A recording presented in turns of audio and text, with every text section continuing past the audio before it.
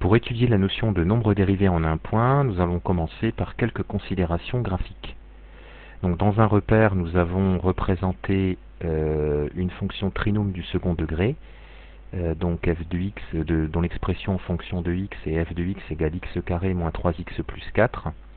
Donc la courbe représentative de cette fonction est donc une parabole qui est orientée vers le haut, puisque le coefficient devant x carré est 1, il est positif. On a placé sur cette parabole un point A fixe, donc de coordonnées 2 en abscisse et 2 en ordonnée. Et donc on a placé un point B qui se déplace librement sur la parabole. On a représenté en pointillé ici la séquente AB, la parabole, et on a tracé en rouge, en trait plein, la tangente à la parabole au point A. Alors, on a dans la fenêtre algèbre ici les équations réduites de nos deux droites. Donc la droite, la tangente en fait a pour équation réduite y égale x. C'est ici donc la première bisectrice, un cas particulier. Sinon, nous avons ici l'équation réduite de la séquente. Donc on va observer le coefficient directeur de cette séquente quand B se rapproche de A. Donc en fait on va déplacer B vers A et on voit que ici le coefficient directeur va augmenter et il va s'approcher, plus B s'approche de A et plus ce coefficient s'approche de 1 qui est le coefficient directeur de la droite, enfin de la tangente.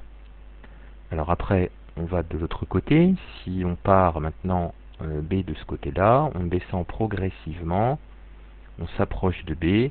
Donc là, les valeurs du coefficient directeur de la séquente diminuent pour s'approcher de la valeur 1. Voilà. Donc, autrement dit, la droite représentée en rouge, la tangente à la parabole au point A, en fait, semble être d'une certaine manière la position limite de toutes les séquentes AB lorsque B s'approche de A. Alors on va voir que cette notion de point qui s'approche d'un autre et donc de quantité qui s'approche d'une autre, en mathématiques, c'est ce qu'on appelle la notion de limite. Bon, qui est quelque chose qui est un petit peu nouveau lorsqu'on arrive en classe de première et qu'on va découvrir progressivement et qui sera développé davantage d'ailleurs en terminale. Alors, si on regarde cette séquente ici, la séquente AB, on peut déterminer son coefficient directeur. Si on appelle A l'abscisse du point grand A, B l'abscisse du point grand B, donc f de A ça sera l'ordonnée du point A et f de B l'ordonnée du point B. Et donc le calcul du coefficient directeur, on fait f de B moins f de A divisé par B moins A. Alors, en fait, on va voir que là, si on regarde, on va se mettre comme ça, voilà, si on regarde ici la courbe de notre fonction, la courbe représentative de notre fonction, on a placé notre point A, alors si on le place avec une abscisse ici de A, donc son ordonnée c'est f de A, on va essayer, donc on va placer un point B assez proche de A, et donc s'il est très proche de A, donc on peut écrire l'abscisse de ce point B sous la forme A plus un petit h, une petite quantité positive différente de 0 mais relativement proche quand même de 0, donc on peut l'écrire comme ça, son abscisse ça sera A plus H et du coup son ordonnée ça sera F de A plus H. Alors si on cherche à déterminer le coefficient directeur de la séquente AB, on va donc bien faire, alors le calcul on va le détailler ici, on va bien faire ceci, donc F de A plus H moins F de A sur A plus H moins A. Si on regarde par rapport à ce qu'on avait dit tout à l'heure, l'ordonnée de B c'est F de A plus H, l'ordonnée de A F de A, et puis A plus H abscisse de B, A abscisse de A. Alors quand on fait f de a plus h moins f de a sur a plus h moins a, les a se simplifient et reste h. Donc on se retrouve avec cette quantité. Alors comment traduire le fait que, justement, enfin comment étudier justement ce qui se passe lorsque B s'approche de A? Eh bien l'idée c'est qu'on va faire en mathématiques ce qu'on appelle un calcul de limite. C'est-à-dire on va regarder la limite de cette quantité, hein, lorsque h tend vers 0. Parce que quand h s'approche de 0, eh bien a plus h s'approche de A, et donc B, le point B, s'approche du point A. Alors, on va donc faire ce calcul. Donc ça se note de cette façon. Limite de f de a plus h moins f de a sur h lorsque h tend vers 0. Alors ce nombre-là, on va le noter de cette façon. On va l'appeler f' de a, et c'est ce qu'on appellera le nombre dérivé de f en a. Alors si on reprend notre figure de tout à l'heure, eh bien lorsque B s'approchait de A, on a dit que à ce moment-là, la séquente est confondue maintenant avec la tangente. Donc en fait, ce terme, ce f' de A que nous obtenons, eh bien c'est en fait le coefficient directeur de la tangente à la courbe de f au point A. Ce qu'on va marquer ici. C'est le coefficient directeur de la tangente à la courbe de f au point d'abscisse A. Donc c'est ce qu'on appellera le nombre dérivé de f en A. Alors on va faire quelques exemples. Alors premier exemple, on va étudier donc f, donc la fonction qu'on avait donnée, qu'on a représentée tout à l'heure graphiquement, hein, donc dont l'expression f de x égale x carré moins 3x plus 4, et on va chercher à calculer le nombre dérivé de f en a égale 2, hein, puisque si on reprend notre courbe ici, eh bien on avait ici la tangente, en rouge on avait la tangente à la courbe de f au point d'abscisse 2. Hein, donc on va essayer de montrer qu'on retombe par le calcul sur les valeurs qu'on avait vues, qu'on avait observées graphiquement. Alors ici, donc calcul du nombre dérivé de f en a égale 2, donc on prend un h strictement positif, et comme c'est en 2, eh bien on va calculer f de 2 plus h moins f de 2, le tout sur h. Alors, on démontre, voilà, on verra mieux comme ça, on démontre que cette quantité f de 2 plus h moins f de 2, on calcule tout simplement, on remplace x par 2 plus h, ici, et puis ensuite on fait moins f de 2, donc ça fait tout ce calcul-là, on développe, on réduit, et on obtient cette expression, donc en utilisant les identités remarquables, a plus b le tout au carré. Donc après réduction, on obtient ceci, et ici, on va mettre, voilà, comme ça. Donc on va un petit peu décaler. Voilà. Donc, ici, on va mettre h en facteur. Hein, on a cette quantité-là, je vais la mettre là, on verra mieux. Donc on met h en facteur, donc on a h facteur de h plus 1, le tout sur h. Donc on peut simplifier par h, puisqu'on a dit que h était certes strictement positif et proche de 0, mais n'était pas égal à 0, hein, de toute façon. Donc il nous reste h plus 1.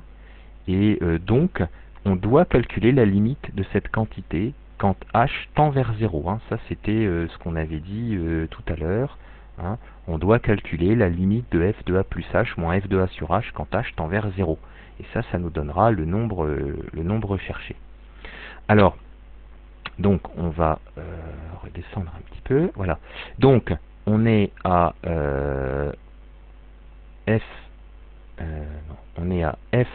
la limite de h plus 1 quand h tend vers 0 qui est égale à 1. Alors si elle est égale à 1, ça veut donc dire que le nombre dérivé de f en a égale 2, est égal à 1. C'est donc le coefficient directeur de la tangente. Alors on reprend notre tracé de tout à l'heure. La tangente au point d'abscisse 2 avait bien pour coefficient directeur 1, hein, le coefficient devant x ici. Donc on va pouvoir comme ça trouver le coefficient directeur d'une tangente pour la courbe en pour n'importe quelle valeur de x. Alors on va prendre un autre exemple. Ici, on va prendre l'exemple ici de la fonction qui a x associe racine de x. Alors si on regarde cette fonction et qu'on cherche à déterminer le nombre dérivé de g en 0, on procède de la même manière que tout à l'heure, on prend un h strictement positif, on calcule g de, alors comme c'est en 0, g de 0 plus h moins g de 0 sur h, on remplace, g étant égal, la fonction g étant la fonction racine, donc on fait le petit calcul, on obtient racine de h sur h, c'est-à-dire c'est égal à 1 sur racine de h, si on arrange un petit peu. Or, lorsque h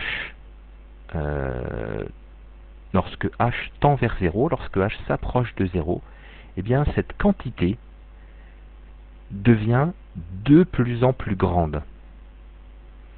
Et donc, on va dire à ce moment-là, en termes de notation, que quand h tend vers 0, eh bien 1 sur racine de h tend vers plus l'infini.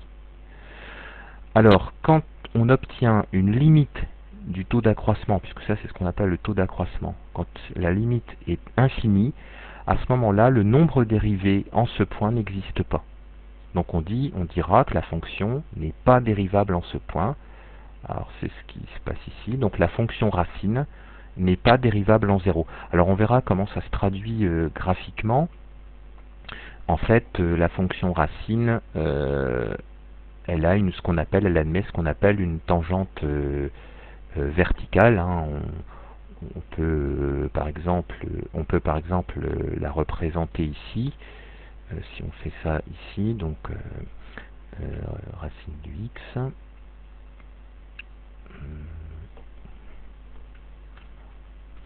Voilà, donc on va la représenter, et puis on va ici éventuellement.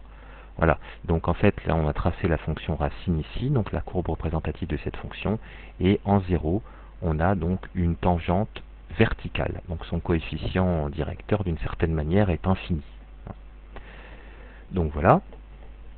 Alors, donc on a vu deux cas, un cas où le nombre dérivé existait, donc il valait 1, et un deuxième cas où il n'existait pas. Alors maintenant on va pouvoir donc déterminer ce qu'on appelle l'équation réduite de la tangente à la courbe de f au point d'abscisse A, c'est-à-dire déterminer carrément son équation réduite complète. Alors la formule générale c'est celle-ci, donc la tangente au point d'abscisse A à une courbe a pour équation réduite donc y égale f' au point, donc en A, facteur de x moins a plus f de a. Donc f' de a étant le nombre dérivé de f au point d'abscisse A. Alors, voilà. Alors, on note habituellement cette tangente avec ici en indice l'abscisse du point en lequel on regarde la tangente. Alors on a repris l'exemple précédent de la fonction f, notre trinôme du second degré. On a montré que f' de 2 est égal à 1 par des considérations de limite. Et donc la tangente donc T2 aura pour équation réduite y égale f' de 2 facteur de x moins 2 plus f de 2. Alors il reste à calculer f de 2, hein, on remplace x par 2, donc 2 au carré 4, moins 3 fois 2, 6, donc moins 6 ça fait moins 2, et 4 moins 2 ça fait 2. Et donc quand on calcule tout ça, on a un facteur de x moins 2 plus 2, donc les deux se simplifient, il reste y égale x, qui était bien ce que nous avions pour l'équation de la tangente à la courbe de f au point d'abscisse 2.